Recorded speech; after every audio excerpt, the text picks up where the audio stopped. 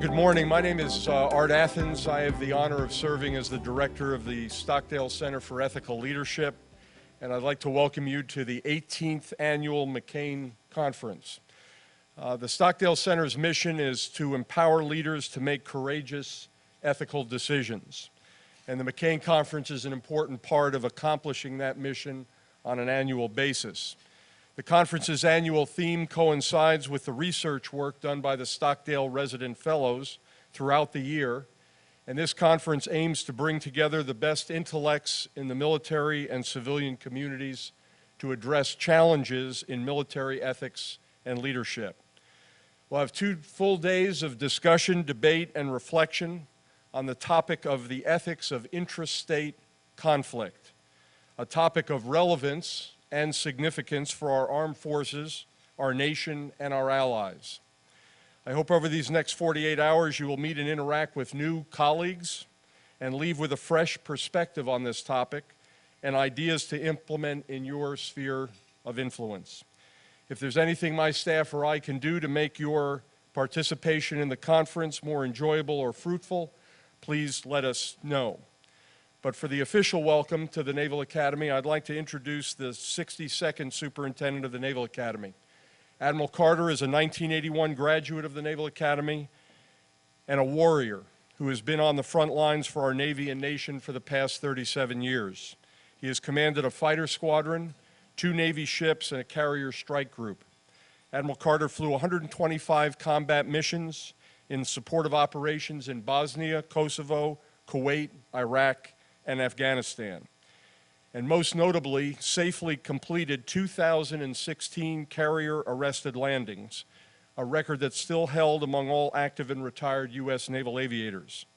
Additionally, Admiral Carter is the recipient of the Stockdale Leadership Award, the John Paul Jones Award for Inspirational Leadership, and the Distinguished Flying Cross with Combat V. Prior to assuming his current position, Admiral Carter served as the 54th President of the Naval War College. Please join me in welcoming our Superintendent, Admiral Carter.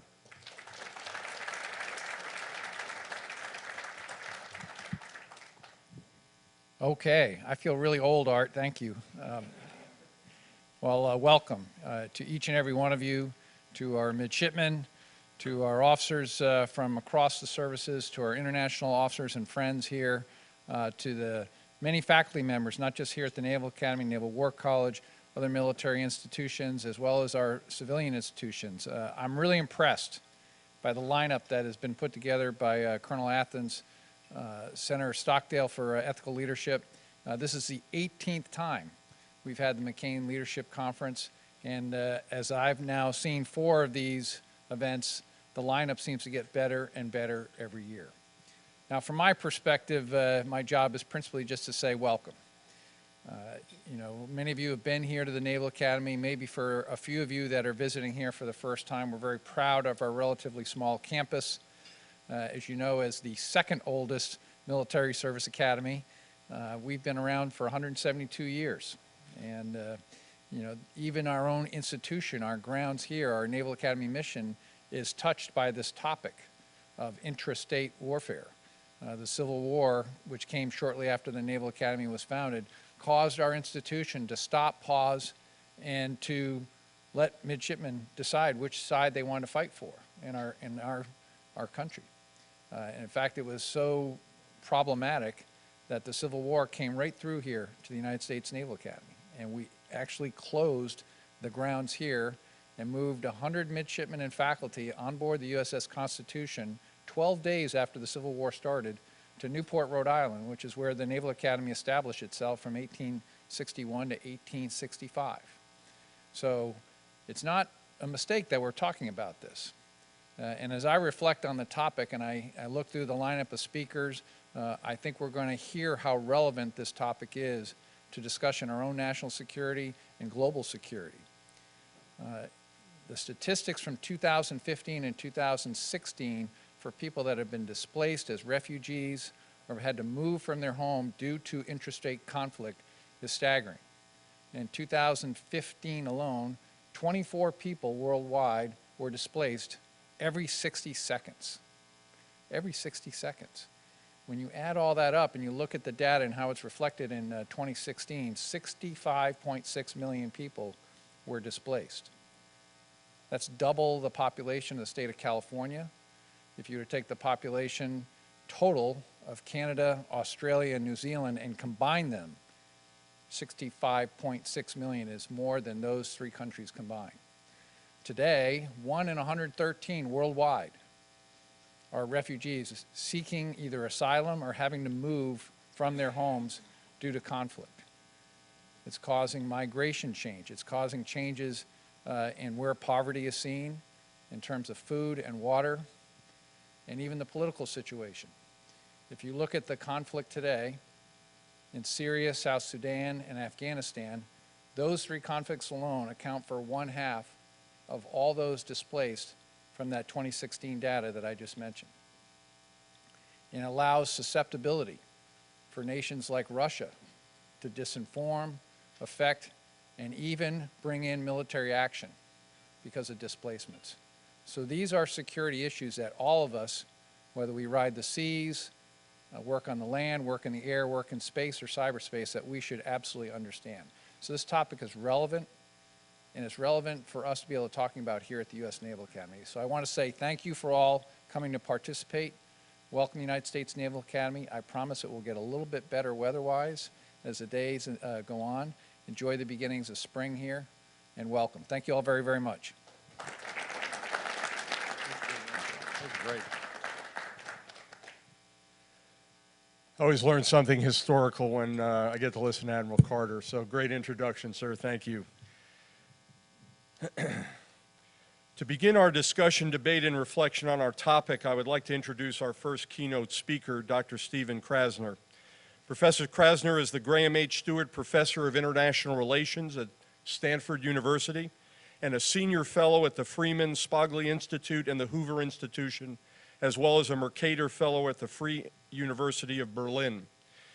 He has served in the Department of State as the Director of the Policy Planning Staff and on the Department's Foreign Policy Board. Professor Krasner is on the Board of Directors of the United States Institute of Peace, a Fellow of the American Academy of Arts and Sciences, and a member of the Council on Foreign Relations. He received his undergraduate degree from Cornell, his master's degree from Columbia, and his PhD in political science from Harvard. If there were more degrees to get, he probably would have hit all the Ivy League schools, but it's pretty impressive, his educational background. Professor Krasner has written or edited 8 books and more than 80 articles. Please join me in giving a warm welcome to Dr. Krasner.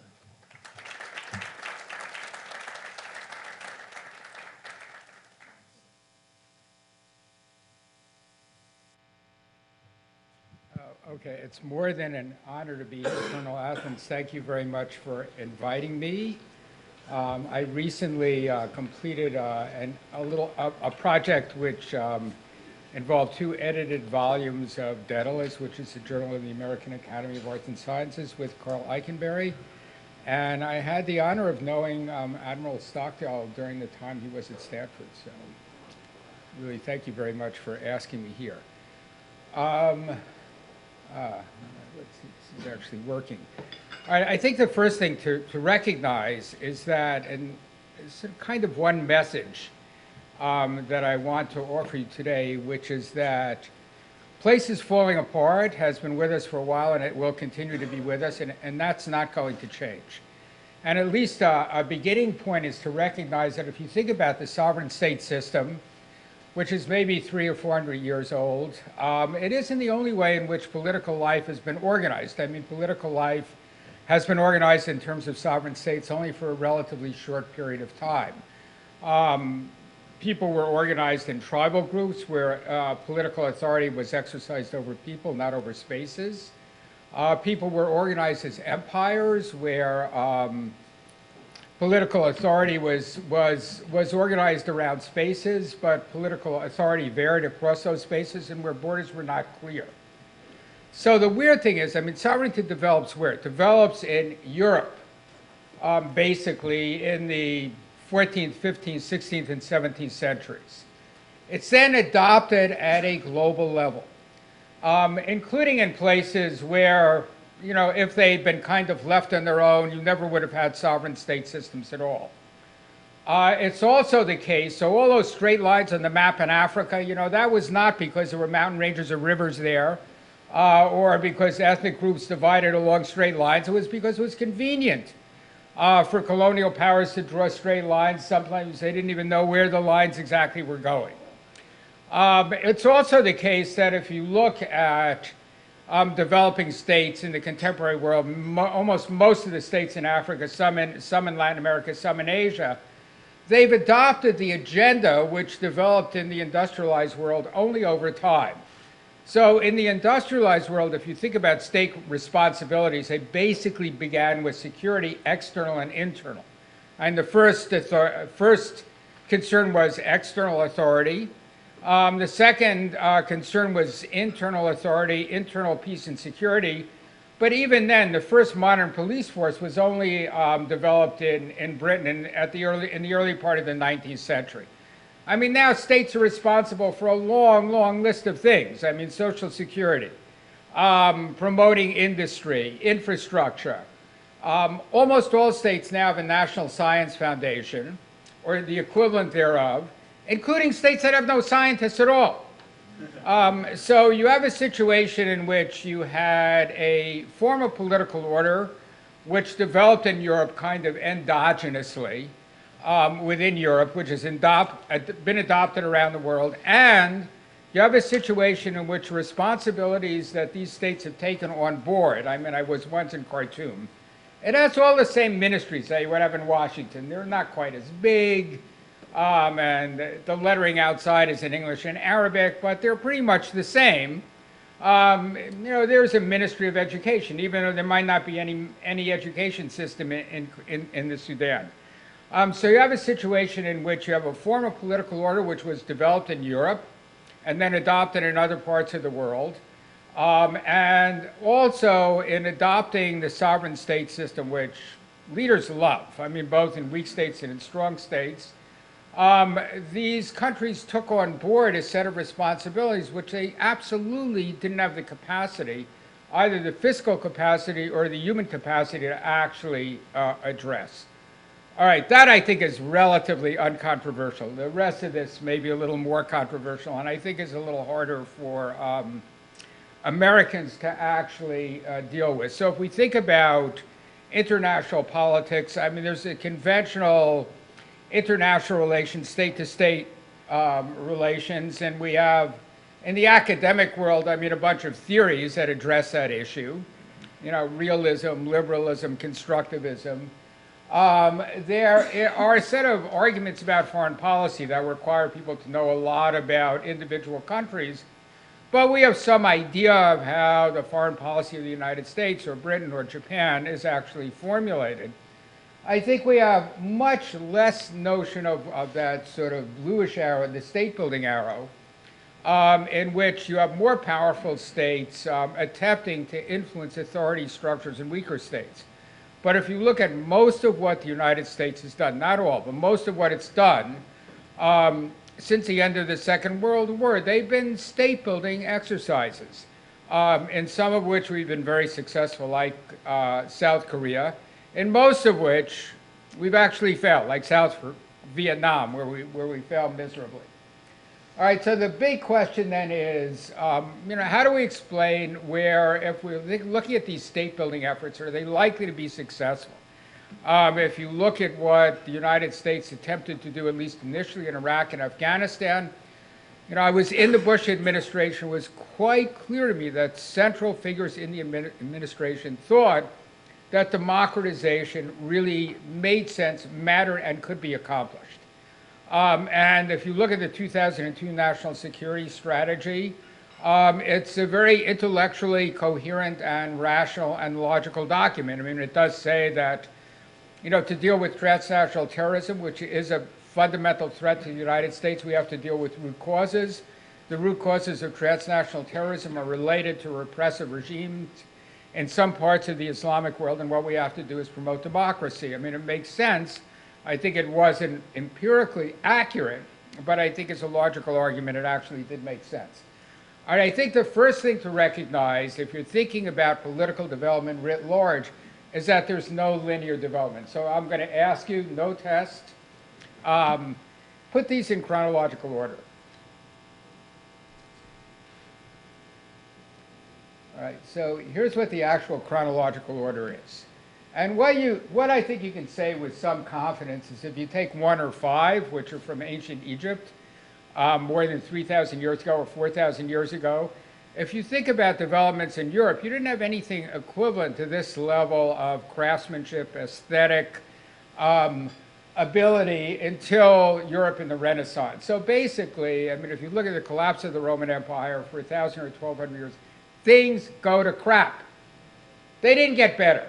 There was no linear progression. You know, we're all familiar with Hobbes's idea of life as nasty, brutish, and short. If you don't have political order, there have been a couple of, I think, very interesting and compelling books by James Scott, who's a political scientist at Yale recently, which basically says, you know, life was nasty, brutish, and short every place, including if you had political order. And if you lived within an organized state in the past, basically what you tried to do, if you could, was to run away. So people that lived near mountainous areas ran away to areas where the state did not have effective control. But, I mean, it's true the U.S. is a relatively new country, but if you tour around Europe and you look at the Colosseum, or even if you look at Hadrian's Wall is technologically far more impressive than anything that was built for the next 1,000 years, at least in Britain. You know, it's nice, neat bricks. They're lined up well. If you look at the walls that are used in Britain to separate one field from another, it's just one stone piled on top of another. So there isn't any sense, you shouldn't have a sense that things, I mean, if you look historically at human development, you shouldn't have the notion that things get better in any kind of linear way.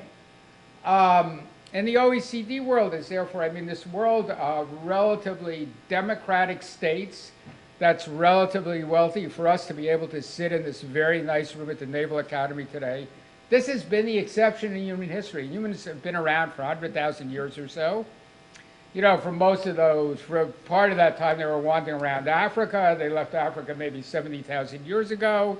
You then had settled agriculture, which clearly made things worse for most people, because settled agriculture meant you got sick more, you had lower life expectancy, there were higher levels of death and disease, and you had a long period of stasis, with some episodic kind of examples of kind of proto-democratic regimes. Athens in the 3rd or 4th century BC. I mean, but then again, only about 10% of the people could actually vote. Maybe the northern Italian city-states in the Renaissance, but they were all wiped out by more powerful political entities.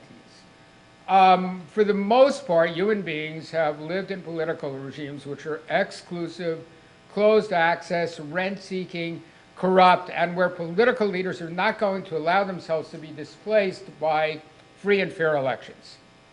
So in that sense, this idea, I think the basic thing to recognize is that we've all lived a very privileged existence, I mean, having lived in the United States.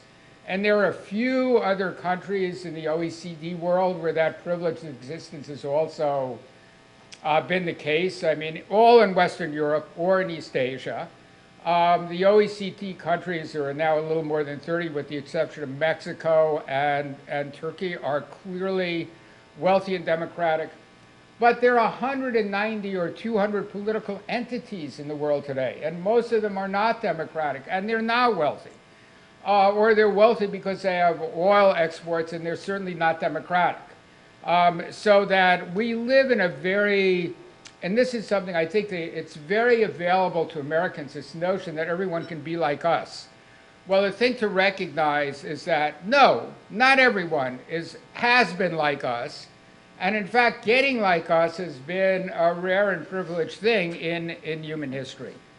If you look at, this is a chart of per capita income from 1800, the beginning of the Industrial Revolution, to the contemporary period. You can see, I mean, a small number of countries in the industrialized world became wealthy. But most countries, I mean, that's the lines down at the bottom, I mean, they stayed pretty poor. Now, the technology is available. All those Nigerian emails that you get about, dear sir, you know, I have $1 million waiting in this bank account for you. The emails are all available to everybody. But it doesn't mean that these places have necessarily become wealthy and developed. They clearly have not. So that this technological change has worked, but it's only worked in a relatively small part of the world. All right, I think there are 3 theories of state development that are available to us, 2 of which are relatively familiar. The third one, which I think is the most compelling, is a lot less familiar. All right, the first is modernization theory. People seized on modernization theory, they love it. Modernization theory basically says, if you can just find your way to the bottom rung of the escalator, you will get all the way to the top. It was a great theory, I mean, developed very fully in the United States in the 1950s and 1960s. It's very much a theory which views development as being inevitable. So the idea was basically, you know, poor countries are poor because they didn't have enough money to invest. To have greater investment, you had to give foreign assistance because you'd never generated enough domestic savings. If you're able to get enough foreign assistance, you'd be able to make investments, you'd grow economically, you'd become democratic, it would all be great. That was the theory. And it was a great theory. I mean, for Americans, I think, if you think about the people who developed this theory initially, Walt Rostow or Seymour Martin Lipset, it was a great counter to Marxist arguments, which also saw a kind of an inevitable development of human society. It's just that the inevitable development, which modernization theory saw, was quite different. All right. So if you look at the empirical data, and this theory has been very thoroughly studied, there is certainly a lot of empirical data which supports the basic idea that democracy and higher levels of wealth go together. There's a very, very good, I think, completely compelling article by Bosch, who's a political scientist at Princeton, in the American Political Science Review, in which he looked at the period from 1800 to, I think, 2000, and basically found that there's a very strong relationship between higher levels of income and higher levels of democracy in that entire period, with one important exception, which is 1945 to 1990, the Cold War. And why that exception? I think basically Bosch offers 2 arguments, and I think they're very compelling. One is that the 2 major powers, the United States and the Soviet Union during the Cold War, were both interested in what was happening in other weaker, poorer countries in the world, but they were not really interested in democracy. I mean, the Soviet Union was explicitly not interested in democracy, and the United States was interested in supporting people who would vote with us in the UN, but we really weren't interested in promoting democratic regimes. So democracy is stifled in this period from 1945 to 1990.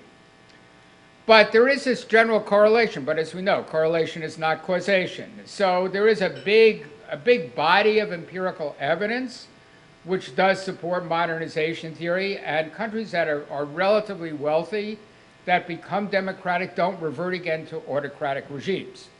But there are 2 important exceptions to this argument. One is that there is no relationship between the longevity of autocracies and democratic regimes.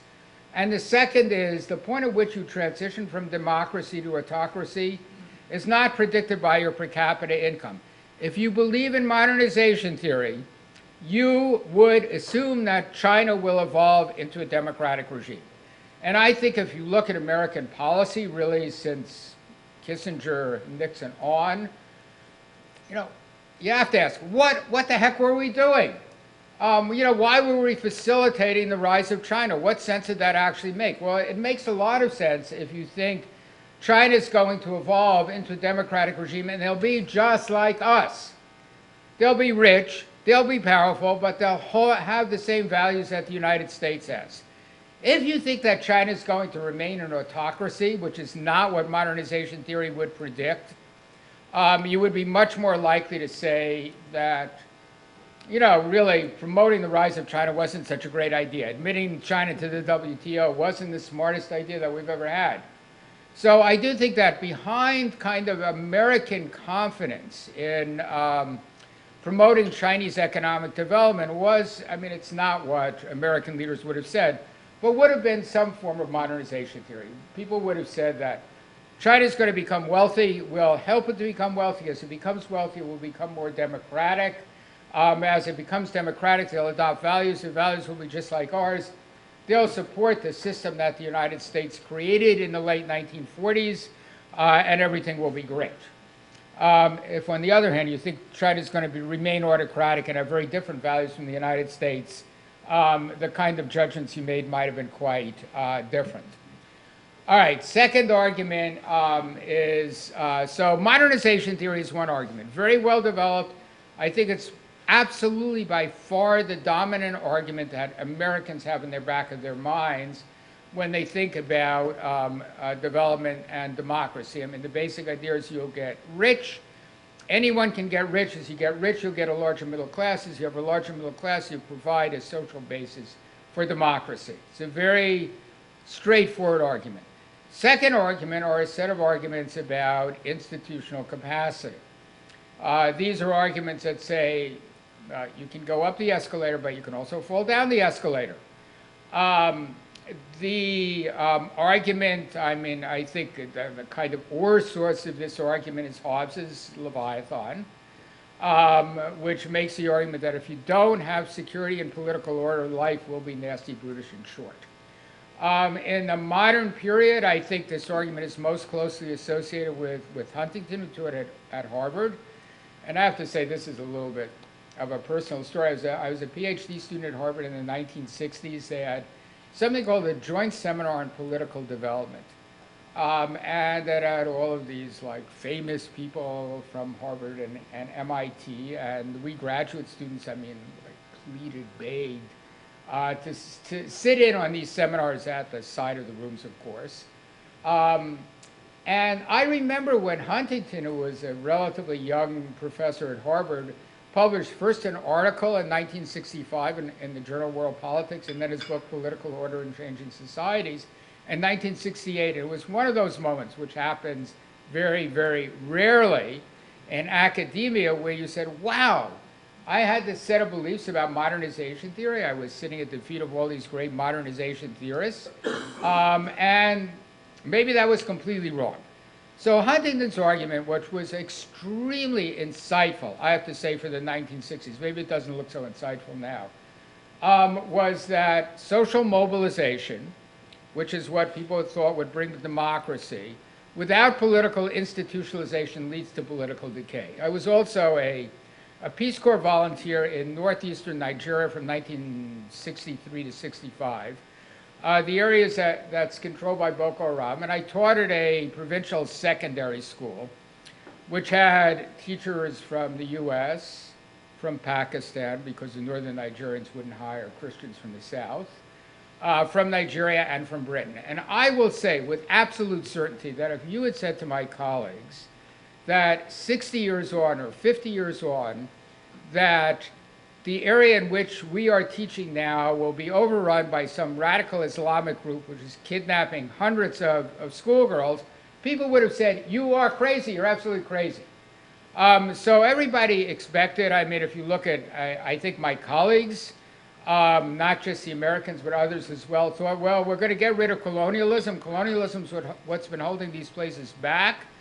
If we were able to eliminate colonialism, we'll put countries on the path to democracy and development. It turned out not to be the case. They killed every southern Nigerian who lived in the town where I was stationed about 6 months after I left. I had no idea that this was going to happen. So it did at least teach me that you should be very humble about what you think you might understand about other places, because you often get it wrong.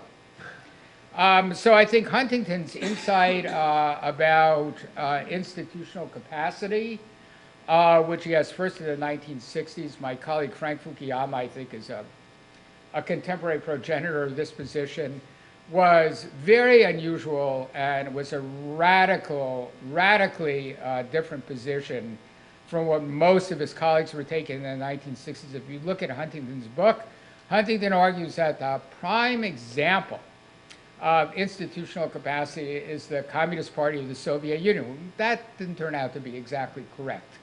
But having this argument that you needed institutional capacity, that social mobilization was not enough, was a very unusual argument to be taking in the 1960s. All right, the question then arises, from whence does institutional capacity come? And there are a bunch of different arguments. The clearest one is an argument associated with Charles Tilly, who was a political sociologist who taught at Columbia for many years. War makes a state and the state makes war. If you're sitting in the middle of Europe and you don't want to get yourself overrun, you better get a strong army like Russia. Now, it's also the case that it doesn't always work. I mean, I was in Ukraine about 3 months ago. I'm sure, well, I don't know, maybe the Navy doesn't get to Ukraine that often, but, you know, it's just flat. It's an easy place to drive tanks across. You don't have to know very much to see that. I mean, it wouldn't be hard to worry about lots of tanks going across this area. Well, you know, it's true that Prussia did great. Poland, which is in the same geographic position, surrounded by bigger countries, essentially disappears from the map of Europe from the 1790s when it's divided between Russia, the not the Austro-Hungarian, the Habsburg Empire at that point, and Prussia, and doesn't appear again as an independent country until 1918. I mean, and one of the standard argument about Poland is that they had a political order which allowed every member of the nobility to veto any law that was proposed. So while Prussia does great, Poland, which is essentially in the same geographic position, doesn't do very well at all. But external pressure is certainly an argument about why you have the development of a more effective, stronger state. The image, which is an image of King Dan, this is the first image that we have of a human ruler in all of history. Egyptian ruler about 3000 BC. You see he's clubbing somebody to death. So it's a war makes a state and the state makes war argument is a familiar one that's been around for a long time. There are a lot of other arguments, I mean, which I can talk about in the Q&A if you're interested in, you know, how state capacity might develop. One is that you get pressure from the middle class, and it's very close to modernization theory. It's a very standard argument about the United States after the Civil War. There are arguments about religious beliefs. One thing that the rulers of Prussia did was they hired a lot of Calvinists because Calvinists really believed that you should do your duty. And doing your duty, if you were hired by the king, meant serving the king. So there are a number of other arguments about how institutional capacity develops. There are arguments which say it's just individual great leaders. I mean, I have to say, if anyone, you know, any biography of George Washington, I mean, he wasn't as intellectually gifted as some of his contemporaries, but in every important decision, he made the right decision, which is pretty astonishing. The country could have clearly gone in a very different direction if Washington had acted differently. Botswana is one country in Africa that, until it was afflicted with AIDS, I mean, did very well. It still does relatively well. It's been pretty secure. It's pretty wealthy. I mean, the arguments for why Botswana's developed while its neighbors have not, you know, mostly associated with Seretse Khama, who was the founding father of Botswana. And it's kind of so individuals may be another explanation for why you get institutional capacity.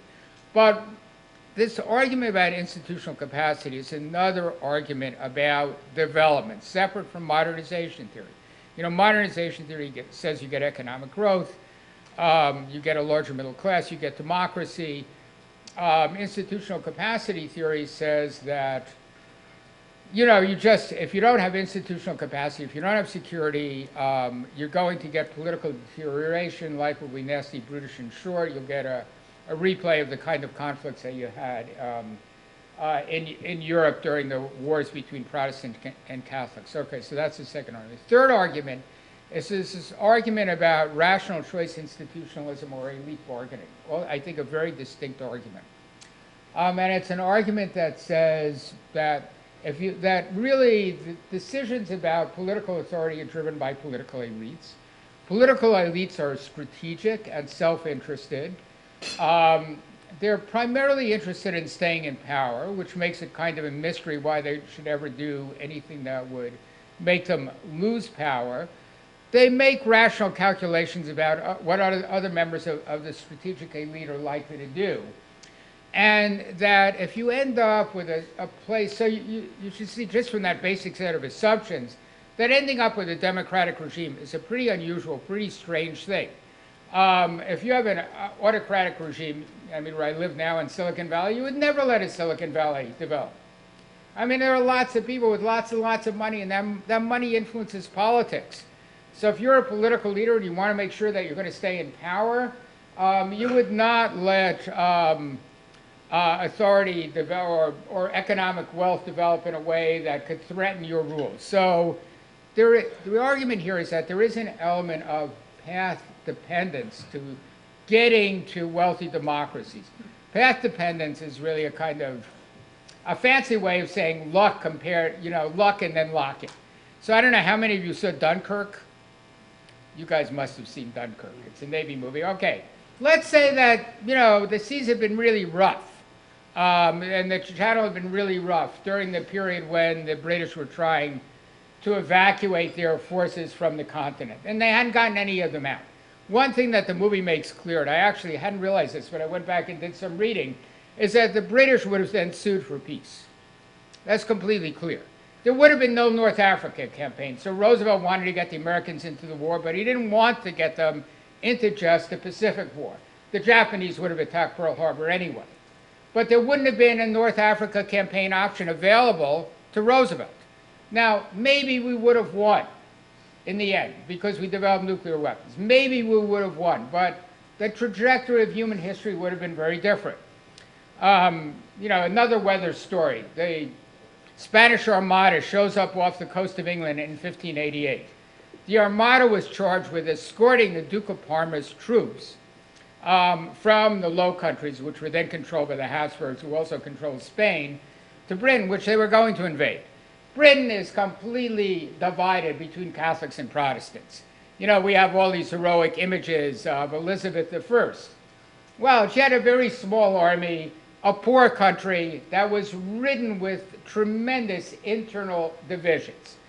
The British, they actually have about the same number of ships, a few more ships than the Spanish have. They send these fire ships against the Spanish Armada, which is anchored off Calais. They destroy a few ships. It's not a big deal. I mean, that 180 ships, they destroyed less than 10. But the Spanish then flee Calais. They go up the Channel. The prevailing winds are blowing north. They get blown up the Channel. They come around Scotland and down through Ireland, and many of them are destroyed by storms. But if the weather had been the other way, if the wind had blown south instead of north, the Duke of Parma would have been able to escort, the Spanish Armada would have been able to escort the Duke of Parma's troops across the Channel. Britain, as we know, would never have developed. And, history would have been very different, for sure. So there's a big element in this argument about rational choice institutionalism. There's a big element of luck involved in what happens. I mean, then you have to have some way of locking it in. But if you think about the difference between these arguments about institutional capacity on the one hand and arguments about rational choice institutionalism on the other, they're radically different. The institutional capacity argument says what you really need is an iron fist. But if you have a strong enough iron fist, there's no reason why the person who's smashing that fist down should ever let any rivals develop, either politically or economically.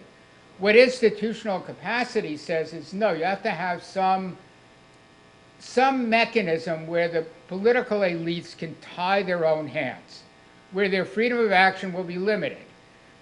So this is a wonderful quote from Madison, Federalist 51, the Madisonian sweet spot. You can read it, and I can't. But basically what Madison says is, if men were ruled by angels, we wouldn't need political authority. But the trick is to have a set of political authorities which are strong enough to rule, but are not in a position to abuse their power. And that is a very hard position to come to. And if you think about the mechanisms that are available for holding this in place, elections are one, but free and fair elections are very risky, so they certainly come later. Norms are another, and separation of powers is a third. And you can ask yourself now, if you're looking at recent political developments in the United States, what you think will hold the country together effectively. Is it going to be norms? Is it separation of power? Is it free and fair elections? Which of these things do we have the most confidence in? So reaching the Madisonian sweet spot is a very hard thing to do. It's not something that necessarily happens with any automaticity, and it hasn't happened in very many places in the world. All right, so you have this set of arguments. If you look at rational choice institutionalism, you have to have institutions which are effective but also constrained. The argument is that modernization theory is completely wrong, that growth does not necessarily lead to democracy, and having technological advantage is not necessarily a large plus. So if you look at China historically, China had the most developed technology in the world for at least a couple of thousand years. There was an exhibition of the world textile trade at the Metropolitan Museum of Art in New York from 1500 to 1800. I think it was 3 years ago. There was only one, there were several hundred items. There was only one item that was exported from Europe to Asia, and that was a woolen vest that Japanese samurai wore underneath their armor. In the 1430s, the Chinese had a treasure fleet. There were 100 times, it was manned by, the numbers were 100 times greater than any ships that the Europeans had. It was halfway down the coast of East Africa. It was recalled by the emperor. He ordered the treasure fleet to be burned, and ordered all ships that were larger than coastal ships to be destroyed. It's completely clear that if the treasure fleet had continued on, that the Chinese would have discovered Europe instead of the other way around. All right, why did the emperor order all this fleet burned? Because he saw the treasure fleet as a challenge to his own rule. That the development of commerce and commercial activities both along the Chinese coast and potentially overseas was a threat to imperial rule. So it's completely unsurprising that he would have had the fleet destroyed. If you're interested in staying in power and you want to make sure that you stay in power, you don't allow treasure fleets or Silicon Valleys to develop. So that you're in a situation in which, if you're thinking about rational choice institutionalism, you can see that there's a very narrow window dependent on luck, which gets you to places that are wealthy and democratic. And once you're there, it looks great and it looks like the natural order of things. But Silicon Valley or the Industrial Revolution are not the natural order of things. They completely destroyed the existing social and political environment, or at least threatened it. And that's not something that political leaders are in general very confident with. And I think if you look at each of these theories, they're all filled with flaws and gaps. So I want to just take a few more minutes to say what policy prescriptions follow from each of these arguments. I mean, the problem with modernization theory, if you think modernization theory is correct, why doesn't modernization begin 2,000 years ago instead of maybe 200 years ago? The technological change was kind of a constant thing. And there were these kind of proto-places like the Greek city-states or the northern Italian city-states. We did have some significant level of development. Then they were crushed. And there's the Roman Empire, which has a very high level of technological development, which clearly is not sustained. If you look at arguments about institutional capacity, the fundamental problem here is that it's completely unclear why, if you get political rulers that have the power to actually repress people who might threaten their rule, why they don't do it. So if you read, I would say even now, many contemporary accounts about foreign assistance basically assume that political rulers want to do the right thing. Why? Why should they do that? And what they need to do to stay in power is to feed themselves, their families, and the guys who have guns or spears or whatever other weapons they might need to actually stay in power. So it's much easier to explain why the kind of political order that you have, say, in many countries in Africa, than it is to explain the political order that you have in the United States. And it's true that every time, I at least have seen a new American president sworn in, I do have a very strong emotional response to that. But I think the emotional response may be a kind of recognition that this is not the way human societies have mostly been organized. That most of the time, human societies have been cruel and repressive. And they've taxed people or impressed them into the military. So that having a political system where people actually voluntarily leave is quite an astonishing and exceptional thing. All right, so if you think that those two theories are very deeply flawed, then the question is, if you think about these states which are relatively weak, relatively autocratic, relatively undeveloped, one question that you have to ask as an American policymaker is whether this actually matters. And we're all very familiar now with the list of things, criminality, terrorism, which have been listed. I do think in this project I did with General Eikenberry, what was actually very revelatory to me was that there were two threats which really stood out. It wasn't migration, it wasn't, it also wasn't criminality, which I think are best addressed domestically.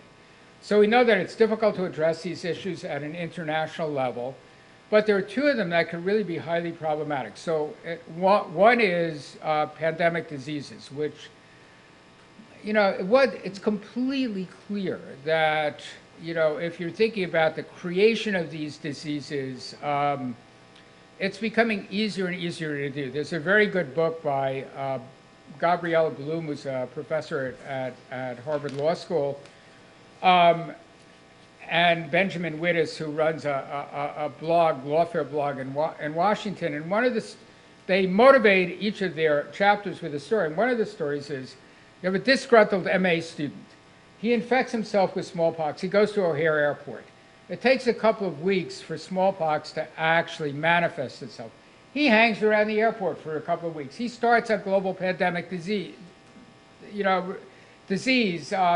and starts a global pandemic. And, that's a scenario which is, not so far-fetched. There have been something like 400 diseases that have actually jumped from animals to human beings since 1940. So Ebola, AIDS, these new diseases that we're familiar with are diseases that have jumped from animals to humans. We've been lucky up to now because it's been actually pretty hard to transmit these diseases. It's required contact with bodily fluids. If you have a disease, a pandemic disease, this could be entirely occurring naturally, which is transmissible through the air by people coughing, you will have a global pandemic. And these diseases are likely to arise in very badly governed places. You then have these problems with transnational terrorism. So I'm just reading Steve Cole's book about Pakistan and Afghanistan. So it's clear. By far the most hair-raising story in the book is a story about, and this is a true story, two Pakistani lieutenants. One is on active duty, who in 2014 had a very elaborate plan to take over a Pakistani destroyer, which was operating alongside of a number of other NATO vessels in the Indian Ocean. An alert Pakistani seamen recognized that a number of the colleagues of these two lieutenants, or one former lieutenant and one lieutenant, who were actually they were wearing Pakistani naval uniforms, but they were carrying AK-47s. He said, something's wrong there. We don't actually issue AK-47s to Pakistani seamen, and the scheme was thwarted. Well, it turned out that this Pakistani ship had nuclear weapons on board. the motivation for these lieutenants was Islamic jihadism. The Pakistanis, it's completely clear without knowing anything about their nuclear deployments that they're going to try and prevent a decapitating first strike from India, that they've done the best they can to develop a triad. They don't have reliable submarines, so they put their nuclear weapons on surface ships. So we came pretty close to having a bunch of jihadists with nuclear weapons under their effective control. And this was only 4 years ago now. So could this happen? Yes, it could obviously happen. So if you think about North Korea selling nuclear weapons, my prediction now is this meeting between our president and the head of North Korea will never take place, so you can use that to delete everything else that I've said before. I turn out to be wrong. That there really is a disconnect in the modern world between the ability to do harm and underlying capabilities. I mean, in the past, if you wanted to really do serious harm, you needed to have serious levels of capabilities. And if you look at terrorist activities around the turn of the 20th century, they killed many heads of state. And there were terrorist organizations in Europe that threw sticks of dynamite into crowded theaters. Well, you could kill 20 or 30 people, but you couldn't kill hundreds of thousands or millions of people. I mean, in the contemporary world, both as a result of nuclear weapons and biologicals, you can kill millions of people, and you don't need many resources to be able to do it. You can be a disgruntled MA student, or this Pakistani lieutenant. If you look at, I did once look at the ratio of GDP of the United States to North Korea. They have less than 1% the GDP of the United States. They have nuclear weapons. They will not give those nuclear weapons up. They will develop transcontinental missiles. It makes perfect sense for them to do it. So you have a situation in which a very weak country could actually threaten to kill millions of Americans. That's something that has never existed historically in the past. All right, I'll leave about 15 minutes for a question. Just let me say, so what do we do then? So the argument that I've tried to make is the following, that if you look at many countries in the world, they've developed sovereignty as a governance system. They've taken on board many obligations and responsibilities that developed in Europe only over a very long period of time. That if you look at the theories that we have of how development has actually taken place, I think rational choice institutionalism is the most convincing one. And the thing to recognize there is there's a lot of luck involved in getting to be wealthy and democratic. That it makes much more sense for political leaders to try and maintain effective control. I mean, if you ask in Britain, why did you develop democracy first in Britain and then elsewhere? The most convincing arguments that I've seen are arguments that run something like the following. In the 18th century, the British actually did develop controls on the king. The Parliament was very concerned about the arbitrary power of the king. They'd executed the king. They'd executed the king in 1848. You then had Cromwell and Cromwell's son for a short period of time. That didn't work out so well. They bring the Stuarts back. They displace the Stuarts in 1688. They bring over William and Mary, and then that actually evolved into the dynasty that you have in England in the present day. All right, so that the British were very worried about the authority of the king. In the 18th century, they were also extremely worried about being invaded by the continent. It was still a relatively weak country. And they did develop a system in which, kind of by accident, they got a very strong navy, but the navy was basically provisioned by civilians. So civilians provided supplies, they cast the cannonballs, they made the cannons, they built the forts, they built the ships. In most countries, you had government armories doing these things. Britain, because of this combination of civilian control of military supply, which we're very familiar with now, but was certainly not familiar in the 18th century, and because the arbitrary power of the king was actually limited, so the king could borrow money cheaply, England was able to develop a very formidable naval force. So if you were sitting in Europe in 1700 and you said, there's going to be a war between the French and the British, and you looked at the GDP of the population or any measure of capacity of those two countries, you would have predicted that the French would have won. 100 plus years later, I mean, the British didn't win everything. They lost the American Revolutionary War. But 100 plus years later, in the Napoleonic Wars, they were able to defeat the French. No one would have predicted this 100 years earlier. And the reason they were able to do that was both because the king was able to borrow money relatively cheaply and because you had very efficient supply of the British Navy and the British Army. The British merchant class, so there was an element of war makes a state and the state makes war. That a powerful state in Britain in the 18th century developed because of this external threat.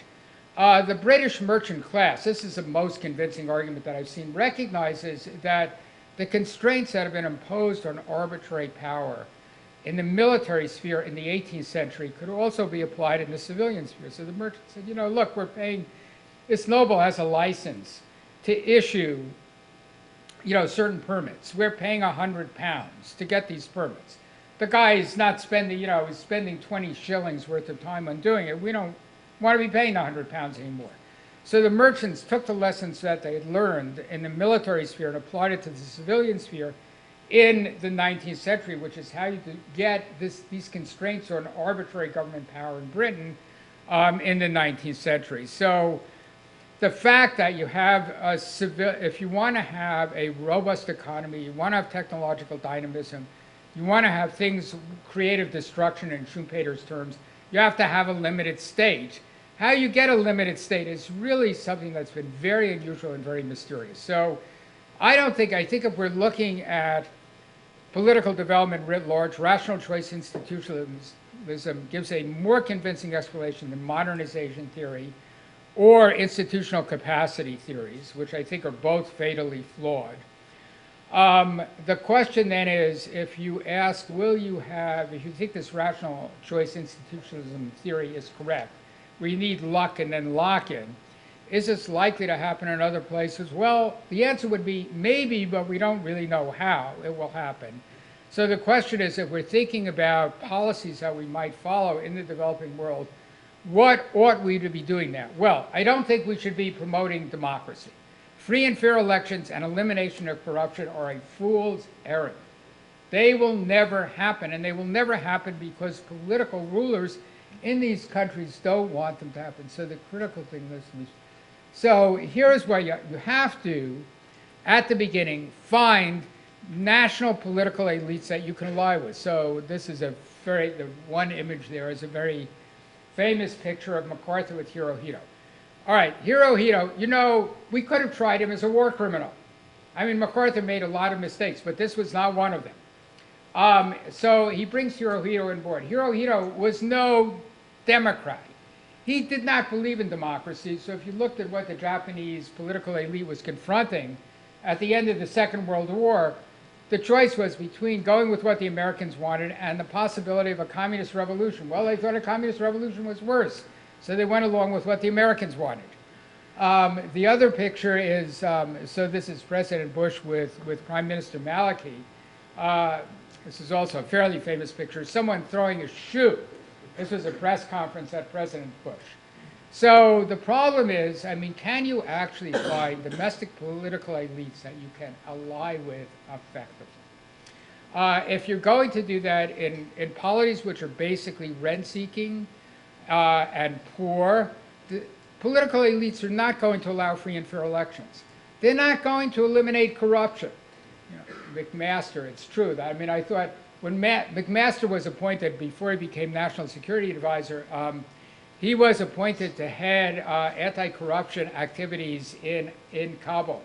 And you thought I knew McMaster a little bit because he spent some time in San Francisco. He said if you really wanted to sink somebody's career, this was a surefire way to do it. So it's, and I mean, Karzai, and his buddies, they stole $800 million from the Bank of Kabul in 2009. I mean, these were people that were highly dependent on us. So I think the best you can do, if you're thinking about governments are basically rent-seeking, you're not going to be able to eliminate corruption. You're not going to be to have free and fair elections. You may have elections which ratify agreements among elites, which is what happened in Afghanistan in 2014, but you're not going to have what we would call free and fair elections. So what you should aim for is, I think, in these places, is good enough governance. Or if you're thinking about what this means ethically, it's not that comfortable. So what does good enough governance mean? It means, one, you try to provide security assistance for these countries so they have some level of stability. These guys will not necessarily be nice. I mean, they may protect some human rights, but they may protect no human rights.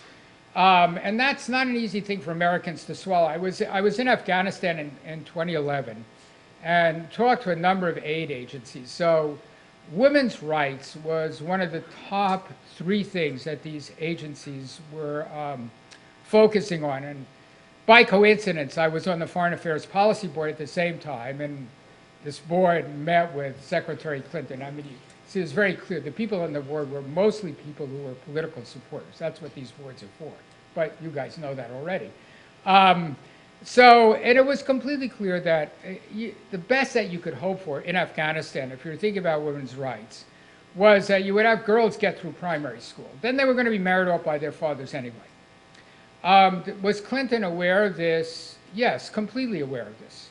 But in public speeches, I mean, Clinton had to say, you were taking Scandinavian-level women's rights and bringing to Afghanistan. And I mean, it's now 8 years later, I still don't know how I would write a speech that would say, well, you know, we're giving them $2 billion to improve women's rights in Afghanistan, but, you know, really what we're doing is getting girls through primary school because that's all we can do.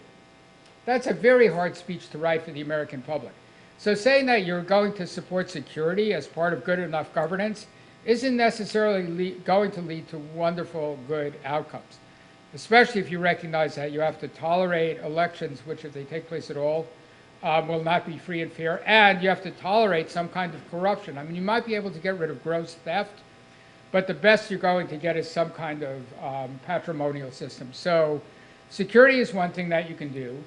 A second thing that you can achieve in good enough governance is health improvement, and this is the big success story since 1945. If you look at life expectancy around the world, it's gone up 30 years in virtually every country. So Bangladesh, life expectancy is, I think, 68 now. And that's a very poor country. Per capita income is about $1,000. That's really impressive. Smallpox has been eliminated. And I think what's happening there is that improvements in healthcare are not threats to political leaders. So you can actually do something. You know, people like it if their kids are not dying. So oral rehydration therapy is something that's been accepted around the world. So that's a second thing that you can do. A third thing that you can do is you may have some level of economic growth, but not a kind of economic growth. So there have been growth spurts around the world. I mean, they're not exceptional.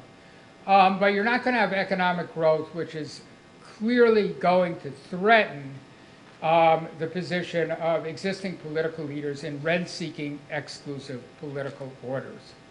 So that's not I have to say, it's not a very comfortable ethical prescription.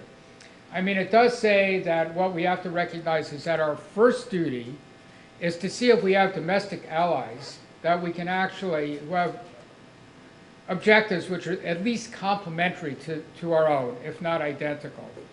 And then to recognize that with those domestic actors, the best that you're likely to be able to do is security, health, and maybe some economic growth. But these guys are going to do some things you don't like because these are things they believe they need to do to stay in power. And that good enough governance is the best that we can aim for. Will these countries ultimately become wealthy? Will they become democratic? I think the best that we can do now is say, well, maybe. But we can't be sure with absolute confidence that the kind of luck that you need to become an open access, inclusive political order will necessarily take place around the world. All right, we have a few minutes for questions, I believe. Sir. Yes, I'm curious if you could discuss the potential role of, I guess, what I see as sort of mass culture, and in particular, the way in which Western values seem to be dominant and ubiquitous. Because I'm thinking of three examples in particular. Having taught in China for a while, for instance, there is a sort of a substantial allegiance or identification with a notion of vague notions of sort of liberty and autonomy. Now, it's often tied to consumerism, right? But that is constraining the party to some degree in what it's able to do in China. I recently heard a talk about Afghanistan and the possibility that ultimately it might make sense to have some sort of regime in which the Taliban were involved in governance.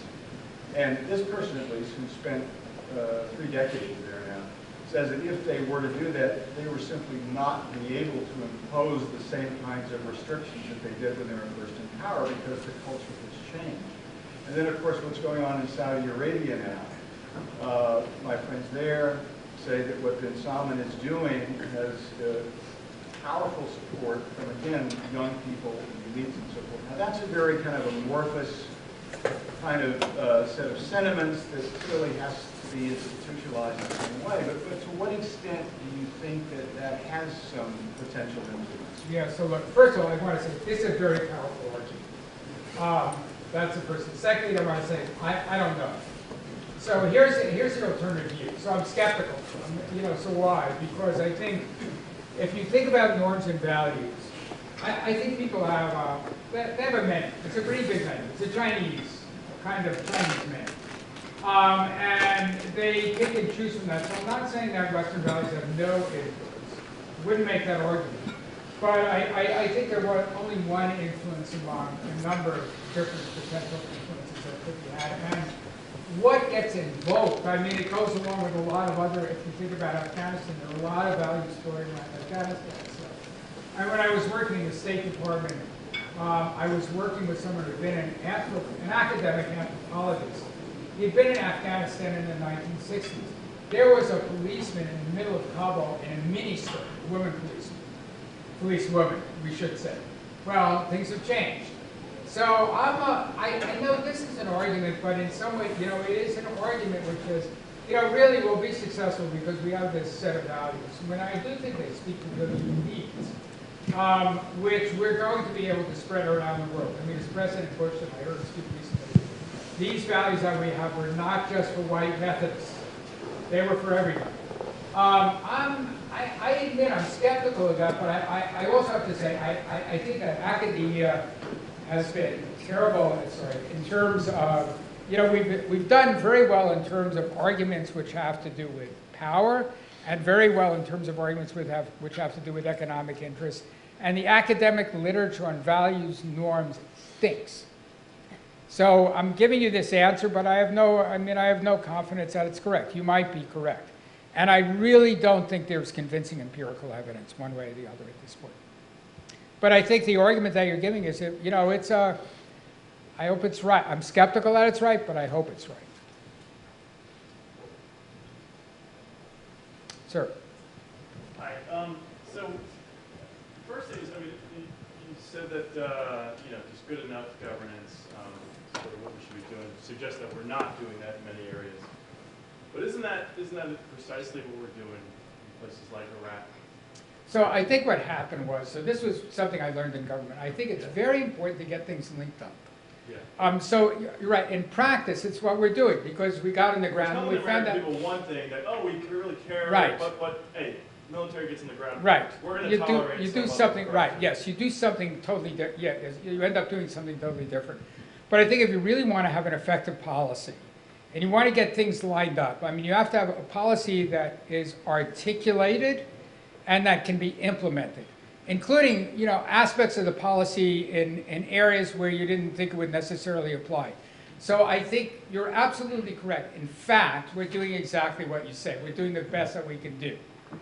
But that is not as good as having an articulated policy which would actually line up with what people are actually doing. I think it's a problem to, because you have some SERP funding. You're a colonel in Afghanistan. You know, you're supposed to keep order in your district, so you spend money in it, but it doesn't necessarily mean that it's, you know, I mean, it may work out well, but it would be much better if you had an overarching theory where things actually went together. So I'll tell you one story. A friend of mine was in charge of Catholic relief services in South Asia, including Afghanistan. USAID put out a request for proposals to build, I mean, several hundred schools for girls. You know, he just said, we're not going to do that because we know that we build a school in this village, some other village will be jealous and we'll start a war. And we don't have a, you know, they want this done in a year, we can't do it in a year. But somebody did it, some Beltway bandit took the contract. So you end up, you know, so I think we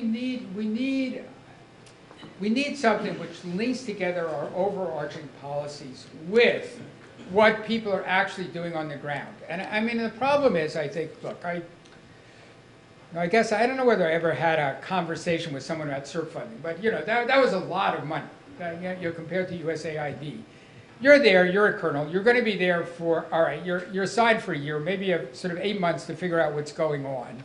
You have to make a lot of decisions. It's much better if you have some, you know, in my view, if we had said, look, our fundamental objective in Afghanistan is security. We want a secure outcome. We want a situation which is not going to be, where external actors are not going to be threatening. That's where we're focused on, where you can actually align, as opposed to a situation in which you have to make it up, you know, in that 8 months. That I think is hard. So I think we'd be better off if we had, you know, our overarching articulation by our political leaders was in line with what people are actually doing on the ground. But that may, I admit, this may be very hard, you know, maybe because I still don't know what speech Hillary Clinton could have meant where she says, we're giving $2 billion and by the way, you know, girls are only getting, I don't know what that speech would be like. I wouldn't want to be that speech writer. Sir? 2 quick questions. Feel free to answer one or the other. So the first is, so we've seen some transitions in human history from autocratic regimes to democracy. Are there any probabilistic claims we can make about factors that can move that? All right, so I'm saying no, because of, so it's I think the probabilistic thing that you could say is, it's better if you're richer. But there is a real constraint on getting richer, which is that if the state has arbitrary power, they're not going to allow anybody to get rich. I mean, it's not just the emperor in, you know, the 1430s who's going back the treasure fleet. If you want to know why a simple, you know, one family house costs, you know, $3 million in Palo Alto now, at least part of the reason is a lot of Chinese are buying them. Why are they buying them? Because they don't think they can, their money's going to be safe in China. They want to get their money out. And so rational choice institutionalism would say, you know, China's going to get stuck. It's not going to continue to grow. A friend of mine has pointed out to me that I've said the same thing for 15 years and been wrong every year. But, that the Communist Party of China will not be able to tolerate the kind of technological change which will be necessary to have rapid economic growth in the future. That would be the argument. And if it turns out that China really becomes rich and autocratic, all of our theories are out the window. Yeah.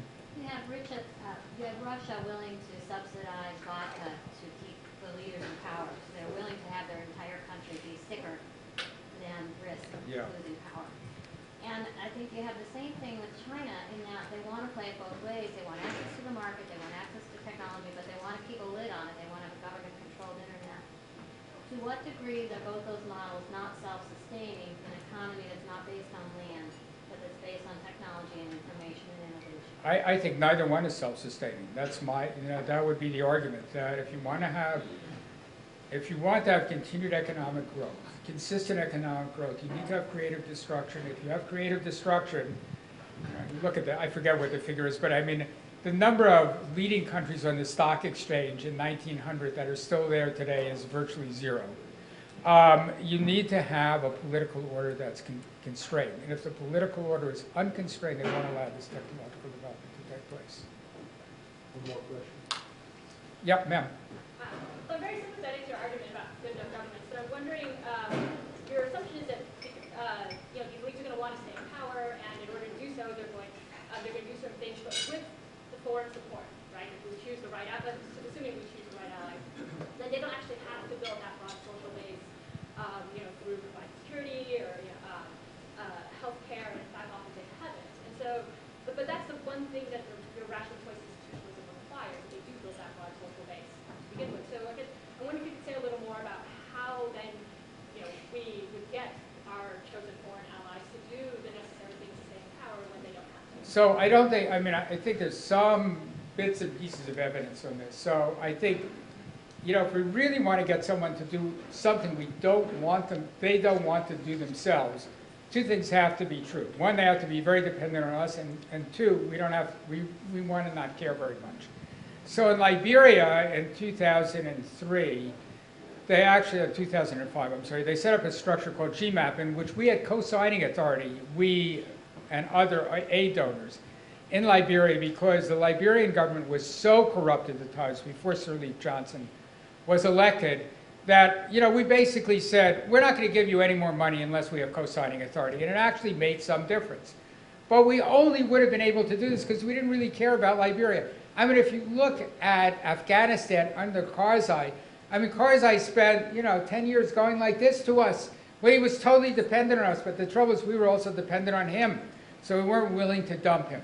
So I think it's not that it can never happen. So there is an organization in Guatemala called CICIG, which is something like the Commission to Investigate Major Crimes. It was formed, I think in 2006, by an agreement between the Guatemalan government and the UN Secretary General, not even the General Assembly of the Security Council. And they've entered into major corruption investigations in Guatemala. They actually forced the previous president to resign, who's now in jail. And one of the reasons was we put a lot of pressure on them to renew CICIG every year. And the president, this president of Guatemala, said the biggest mistake I ever made was renewing this organization. So all I would say is it can happen. Good things can happen, but it's luck and happenstance. And that in a situation which is, where we could be confident that we could do some good, those are situations about places we don't care about very much. So I think we have to be lucky to have it come out right. Thank you. If you'd stay here for a second, Dr. Krasner. Could we hear it for Dr. Krasner for a wonderful presentation? So, sir, as much as you travel around and speak, we figured you had plenty of plaques and coins that are given out now, but we figured you did not have a USS Stockdale ball cap. So that's what we're going to give you from the USS Stockdale, which is one of the Navy's warships named after Vice Admiral Stockdale, and especially with the connection at Stanford, we're very pleased to give this to you, sir. Wonderful. Thank you very, very much. Thank you for being with us.